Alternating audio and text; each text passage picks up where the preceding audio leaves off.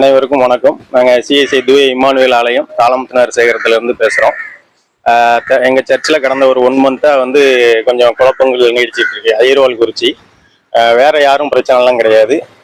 ஐயர்வாள் மட்டும்தான் இப்போ நடக்கிற பிரச்சனைகள் அனைத்துக்குமே காரணம் என்னன்னா, இவ்வளோ நாள் நிர்வாகம் எங்கள் சர்ச்சை பொறுத்தவரை நிர்வாகம் ஒரு போலியாக தான் செயல்பட்டுக்கிட்டு இருக்கு. அங்கே ஒரு ஒரிஜினல் நிர்வாகம் நடக்கலை. ஏன்னா கமிட்டியே ஒரு நிமிஷத்துல நடந்த கமிட்டி. அந்த ஒரு நிமிஷத்துல நடந்த உலக சாதனை படைச்ச சிஎஸ்ஐ நாசரேத் டயசிஸ்லயும் சரி, தென்னிந்திய வரலாற்றுலயும் சரி, ஒரு நிமிஷத்துல நடத்தப்பட்ட ஒரு கமிட்டினா அது எங்க சர்ச்சில் மட்டும்தான் நடந்தது.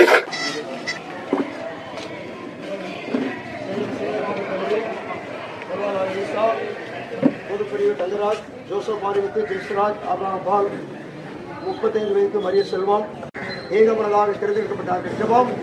எல்லா ஆண்டுடைய ஸ்தோத்திரம். தொடர்ந்து திருச்சபை பிள்ளைகளை செயல்பட கிருபைதான். நமது ஆண்டவராகிய இயேசு கிறிஸ்துவின் கிருபை, பிதாவாகிய தேவனுடைய அன்பு, பரிசுத்த ஐக்கியம் நம் அனைவரை நிறைவாய் ஆசீர்வதிப்பதாக. ஆமென். ஆத்துமாவே கர்த்தரை ஸ்தோத்திரி.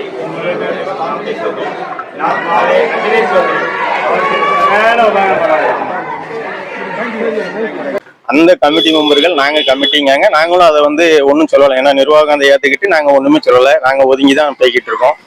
இது தாண்டி வீட்டில் உள்ள பெண்கள் எல்லாம் கோயிலுக்கு வந்துகிட்டு இருக்காங்க. சண்டே ஸ்கூல் பொறுப்புல இருக்காங்க, பெண்களுக்கு சங்க பொறுப்புல இருக்காங்க. இவங்க அவ்வளோ பேரையும் அவங்க இப்போ இருக்கிற ஐயர்வாள் இருக்கிற இந்த போலி நிர்வாகிகளோட சொந்தக்காரர்.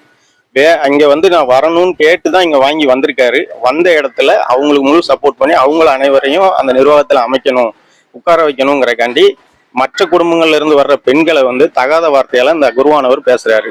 வாயை துருத்திக்கிட்டு போமா, வெளியே போமா, நீ கோயிலுக்கு வரக்கூடாது, எழுதி கொடுத்துட்டு போமா அப்படின்னு சொல்லி இங்க இருக்கிற பொறுப்புல இருக்கிற பெண்களை தரக்குறைவாகவும் மானக்குறைவாகவும் பேசுறாரு. 2வது, பெண்களை ஒரு நக்கல் பண்ணும் விதமா கேலியாகவும் பாலியல் ரீதியாகவும் பேசுறாரு. இது சம்பந்தமா ஒரு பெண் சூசைட் அட்டன் பண்ணி கேஸ் எஃப்ஐஆர் ஃபைல் ஆயிருக்கு. குருவானவர் மேலும் சரி, அவங்க கூட நிர்வாகி மொத்தம் 4 பேர் மேல இருக்கு. இதனோட டாக்குமெண்ட் நான் உங்களுக்கு ப்ரொடியூஸ் பண்றேன். இது போக எங்க சர்ச்சில் சண்டே ஸ்கூல் டீச்சர்ஸ் இந்த வருஷம் சண்டே ஸ்கூல் நடக்கணும். இந்த சண்டே ஸ்கூல் நடக்கிறதுக்கு திருமண்டலத்துல இருந்து பாலியர் நண்பன் வாயிலா ஒரு மீட்டிங் நடக்கு, ட்ரைனிங். அந்த ட்ரைனிங்க்கு சண்டே ஸ்கூல் டீச்சர்ஸ் போகணும். அதை போகக்கூடாதுன்னு ஒரு சர்ச்சில் அறிவிப்பு கொடுக்காரு குருவானவர். மேலும் அந்த பாலியர் நண்பன் மீட்டிங்ல அவர் இந்த பெண்களை உள்ள விடாதீங்கன்னு சொல்லி தடுத்து நிறுத்தியிருக்காரு. நிறுத்தினது மட்டும் இல்லாம அவங்க உள்ள விடாம அங்க ஃபைட் பண்ணி தான் உள்ள போயிருக்காங்க. அதுக்கு போய் ட்ரைனிங்லாம் எடுத்துட்டு வந்துட்டாங்க. இந்த வாரம் சண்டே ஸ்கூல் நடக்கும்னு அறிவிப்பு கொடுத்துருந்தாரு. ஆனா இந்த வாரமும் சண்டே ஸ்கூல் நடக்கல. அதேமா போன மாசமே சண்டே ஸ்கூல் நடந்திருக்கணும். ஆனா அந்த போன வாரம் நடக்கக்கூடிய சண்டே ஸ்கூலும் நடக்கல, இப்பவும் நடக்கல. எங்க சர்ச்சில் சண்டே ஸ்கூலே இல்லாத அளவுக்கு கொண்டு வந்துட்டாரு. இதுதான் இங்க நடந்துகிட்டு இருக்கு. இதை திருமண்டல மக்கள், திருச்சபை மக்கள் நன்கு உணரணும். நம்ம நம்ம வீட்டுல இது நடக்கல, அதனால நமக்கு ஒன்றும் பிரச்சனை இல்லைன்னு நம்ம நினைக்கும்.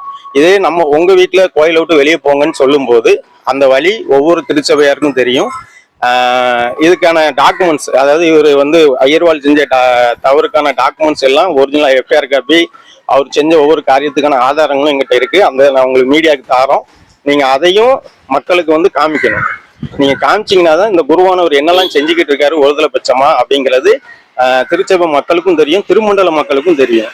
அதனால கண்டிப்பான முறையில இந்த காரியங்கள் எல்லாத்தையும் நீங்க வெளிப்படுத்தணும்.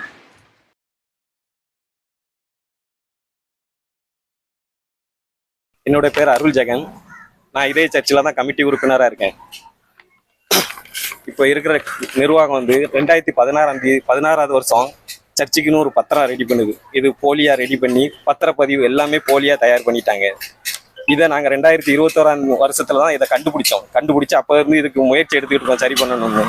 அடுத்ததான் 25 வருஷமா இதே நிர்வாகம் தான் எல்சிஎஃப் லோக்கல் ஃபண்டுக்கு அக்கௌண்ட்டை மெயின்டைன் பண்ணிட்டு வருது. அதுக்கும் எந்த கணக்கு வழக்கு கிடையாது. இப்போ 2025 வருஷமா இவங்க எல்சிஎஃப் அக்கௌண்ட்டும் அக்கௌண்டே இல்லாமல் கையில் வச்சு தான் பணத்தை ஹேண்டில் பண்ணிட்டு வராங்க. இந்த 2 பத்திர மேட்டரையும் இந்த எல்சிஎஃப் பணம் மேட்டரையும் நாங்கள் கையில் எடுத்ததுனால எங்களையும் எப்படியாவது வெளியேற்றிட்டோன்னா இந்த பிரச்சனையை சால்வ் பண்ணிடலான்னு எங்களை டார்கெட் பண்ணி விரட்டுறாங்க. நாங்கள் இது குறித்து சபை மக்களுக்கு அப்பப்போ விழிப்புணர்வு எல்லாமே பண்ணிக்கிட்டு இருக்கோம். இதுல பல லட்சம் ரூபாய் இவங்க கையில தான் வச்சிருக்காங்க. இப்போ வரைக்கும் அவங்க சொல்றாங்க ஒரு வருஷத்துடைய காணிக்க பணம் ஒரு 19 லட்சம் ரூபாய் உங்ககிட்ட இருக்குங்க. அவங்க சொல்றது பாஸ்டேட் அது ஸ்டேஷன்ல டாக்குமெண்ட்லாம் காணாம போய் கம்ப்ளைண்ட் பண்ணி அது திருமண்டலத்துக்கு போயிட்டு அதுக்கும் இங்க உள்ள ஆட்களுக்கும் மற்ற ஆட்களுக்கும் எந்த 19 லட்ச ரூபாய் என்ன ஆச்சு? அது இங்க உள்ள செட்டில்மெண்டே கிடையாது.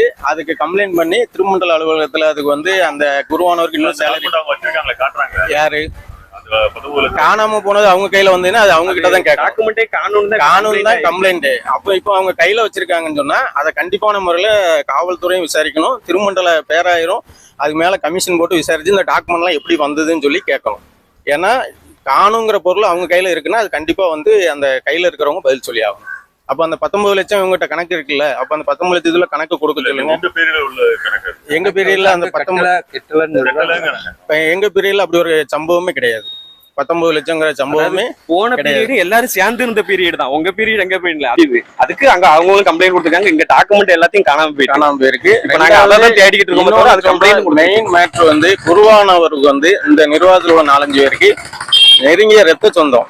அந்த ரத்த சொந்தங்களை அவர் கேட்டு இங்க வாங்கி வந்துட்டு மற்ற குடும்பங்களை விரட்டணுங்க. அவங்க இருக்கிறது மொத்தமே ஒரு 10-15 குடும்பம் தான் இது வரைக்கும் அவங்க இருக்கிற குடும்பம். மீதி எல்லாருமே பொதுவான ஆட்கள். இந்த பொதுவான ஆட்கள்ல குறிப்பிட்ட சிலரை வரக்கூடாதுங்க. இதுதான் உண்மையான இங்க உள்ள சம்பவம். இந்த குருவானவரை மாத்தினா இந்த சர்ச்சில் உள்ள குழப்பங்கள் அனைத்தும் 4-5 குருவானவர் மாத்தி வர்றவங்க பூரா விரட்டி அடிக்காங்க அப்படிங்கிறாங்க. வர்றவங்களெல்லாம் விரட்டி அடிக்கல.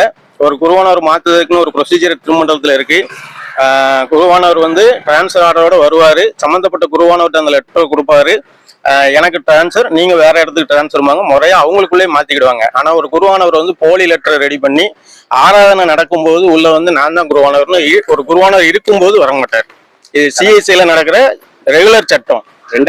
இந்த ஐயர்வாள் ஒரு வருஷத்துக்கு முன்னாடி 2 நேரம் போலியா வந்திருக்காரு. போலி டாக்குமெண்ட்டை கொடுத்து போலியா வந்திருக்காரு.